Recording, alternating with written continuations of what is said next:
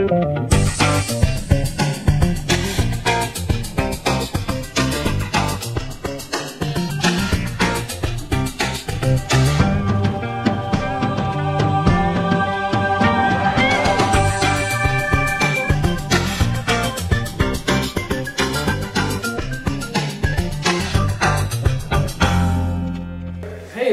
grabbed a piece of rope. You know, when I was young, it seemed like every time I tried to use string or rope or anything, I would just get all tangled up in knots. I didn't even know I was shaking the rope or holding the rope. I could just pick up a rope and it had knot. So when it was time for me to go to Boy Scouts, I was going to learn to make good, strong, usable knots. I thought that would be great. I'll be able to tie my brother up and he won't be able to get loose. I remember when I used to tie my own shoes and I would accidentally as I was running, get them all tangled up like this and the strings would pull through this way and through this way. So I thought, well, when it comes to tying knots at Boy Scouts, I'm going to be great. But when I went to tie those Boy Scout knots, for some reason they just came right apart. They taught me a knot that went right over left and under, and a knot that went left over right and under, and I just couldn't seem to get the whole thing right. I added more to it so it would be even better, and when I tightened that thing down, I had, you know, quite a knot. But then as I pulled it tight, it just came undone. I couldn't figure out what I was doing wrong. I had to study the book, study knots, keep studying knots, so I went back to the knots that I knew. I started there. I figured I knew how to tie my shoes, and I knew how to get them super knotted up, and I added that to the right over left and left over right that I read in the book, and next thing I knew I was tangling it around this way and tangling it back around this way, and I made a knot that nobody could get undone. It would hold anything together. I mean, that's a knot. Until my scoutmaster started rubbing it. That knot came undone, and I was holding on to the ends, but he just kept on rubbing, telling me there was all kinds of problems with my knot, and he could pull, and my knot was not. So I was undone. You know, my father bought me the rope that I was supposed to practice with and use in Boy Scouts, and I think the problem wasn't me. It was something was wrong with the rope that my dad bought. It was kind of like those birthday candles. You see, whenever I went to tie a knot, just like it should be hard to thread this needle here, when I went to tie a knot, it somehow opened and closed and came unknotted. Notice that as I just give this a yank, it opens and closes and goes right through that eye of the needle. So I think the problem was all in the rope. But to this day, I can't tie a knot. Now this is just a way I put a little fun routine together. You can change the story to fit you. I was indeed in Boy Scouts, but other than that, none of that story is true. But when you're a magician, you're acting, you're playing out a part, you get to tell stories just like when you're in a play. So while you tell the truth all the rest of the time, you get to be an actor and be a special person and tell special stories related to your magic. I took the knots we had already learned and one more and put this little routine together, and to give you an example of how to put these together, and you can use the words I used or any other ones. Now the first thing I did was talk about when I was young, everything could turn into a knot. I did the knot that I taught first, and about the preparation of the rope that I taught it. I think it will be right up here, and it will be. It's right there. Where to go. I'll also have it in the comments below so you know where to go if you need to learn that. All I did was reach around there, grab the end and give it a shake, and it pulls right through you have to shake it hard, it pulls right through there. You can learn it there. I'm not going to go over it again.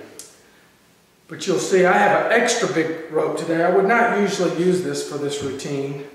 And it has these big bumps on the ends, but I'm doing it so it's really visual for you. But you actually, as I mentioned before, could use a shoestring. In a lot of ways that would be better, especially for the eye of the needle at the end. It would be better. And if you're just showing it to 2 or 3 people at a time, a shoestring is really the way to go. So I did that. Then I did the schoolboy knot that I've taught already. I taught it right here. And that's where you take it this way with your hands facing this, and you pinch, and you pull, and you'll be able to learn it much better from that link I've got. And then you pull this 2 ends through, so it looks like it's really bad, but it really is just another big slip knot. I pull and it comes apart. Now the next knot is the one new knot that I'm going to teach today. It's called Chifalo or Cefalo's Vanishing Knot. It is in the book I showed before, Abbott's Encyclopedia of Rope Tricks. You certainly can order it online, probably less than 10 bucks. This is an old price, but somewhere around there. Paperback, has a lot of good rope tricks in it. So that is Cefalo's Vanishing Knot, which I'm going to teach, and then I'm going to teach a combination of that and the magic shoelaces that I did a minute ago, and it's called the John Braun Combination Knot. But it's just mixing the Chifalo knot, or Cefalo knot, or Cefalo knot, whatever they... I can read, that's a weird word. Anyway, that's mixing that knot with the schoolboy knot. Okay. So I will show you from the front and then from the back this knot. Just like in the Boy Scouts, on my side it's right over left and under. This is the rules for making a square knot. Of course, you normally would pull it tight. And then left over right and under and through. And you would normally pull it tight. That is a square knot if it was tightened down. Then you take the one on my right hand side. In my right hand, I'm going to show you from the back in a minute, but in my right hand, I go through the lower knot, and then I come around back towards me and go back up to the upper knot. And when this gets tightened down, I can tighten it this way. It looks like it's a big old mess. See when it's tightened down, but I can blow on it, or I can just pull and it comes undone. Now, if you do that the wrong way, it won't come undone. So it just takes practice. Now, all of these tricks are very easy tricks. The key is remembering, so it's good to practice this and then do it over and over and over so you don't forget. Okay, so here, right over left and back under toward yourself. You can see it, how it crosses, and see if yours matches the same way. Now left over the right one and back under. So you'll notice that they go, in this case, this one is over the top. In that case, you know, you can see that side is under. You can see how they're kind of the opposite. And you take the one on your right, the right hand, so I'm not showing it, and you can see how their different ones are over the top. You just look at it, you'll understand it. Right over left, under, left over right. Now I take the one in my right hand, and I go through the bottom. I'm just holding the top just for so I don't drop, for convenience. So I go through the bottom. Then I bring it around and come back up through the top one. So through the bottom, around through the top one. And then it doesn't look like much until I tighten it down or pull, but it can look quite a bit like a real knot until you pull it tight and it comes right undone. Now, actually I could do that a little tighter, right over left and under. I'm keeping it big to show you. Left over right and under. And then through the bottom on coming this side and then back around. See, I go on my side through with the right and then come back around and go away from me through the top. And if I keep it tighter like that, it looks like a bigger mess of a knot. It's really loose. I could probably hold on to places and tighten it up, but really, while it looks bad, you just pull and it all untangles just like that. The last thing I did before the threading of the needle, and I taught the threading of the needle right here. I just like to put that at the end. I think it's the most magical piece, especially if you do it with a shoestring. And it says it just kept opening and closing. Something was wrong with my string, or whatever little story you come up with. But before that, I did the schoolboy knot. Again, I've already given you the link to find it, and they pinch the knot and pull through, kind of like a quick shoestring. You can't do that when it's on your shoes. And then you just reach through on both sides and pull through. I give a more clear explanation on the link I've already told you about. So here it is. If I kept pulling, it would come undone, but I don't want to do that yet. I want to add the Chifalo, Cefalo, Cefalo, whatever a low knot, which means I go right over left and pull through, left over right, and pull through. Now in this case I have a pretty small end left, but I forget about the rope that's already there for the schoolboy knot at the bottom. I go through the bottom here, come around, go back up through that little hole, kind of tighten down. Now in this case you got enough of a mess where it just won't yank out. So what you do is you put the ends in somebody else's hands that they can hold on to the two ends, and as you massage and rub all this, it'll come apart. If you have it all together, you know, just have to kind of rub it apart underneath your hands. Now what will come undone first is the schoolboy knot. It typically comes right apart, but you can just let that be hanging out and rub on this, and you may have to pull through to get it undone, but you're covering both of your hands, and it doesn't matter if they see.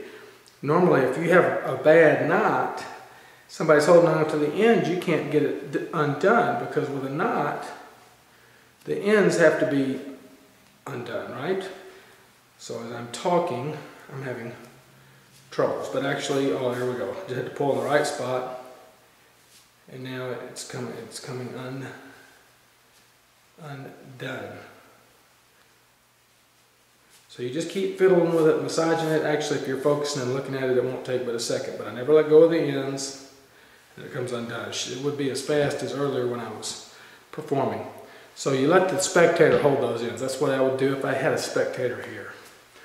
So you just undo the knot that way. So that's just a fun little thing. And again, it's a good way to get used to ropes. You add a story to it. You can have fun with the knots, any story you want to add.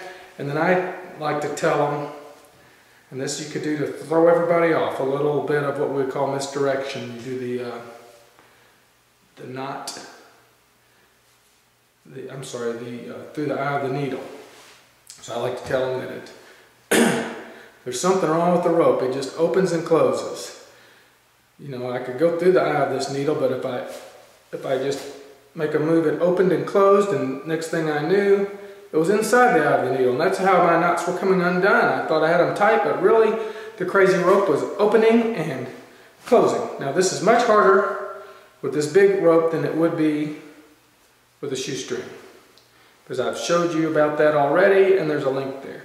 So you put these things together, you add some kind of a story. It could be a story about tying your brother up, and he kept getting loose, and it turned out it was the rope, or whatever, or he was a magician and he kept getting undone. Make up a fun little story, put it all together, change the order if you want, you know, any other slip knots, put that in there. Have fun. And the whole thing is about smiling, having a good time, making people enjoy themselves. So that's why I like to tell stories along with it a lot of the time.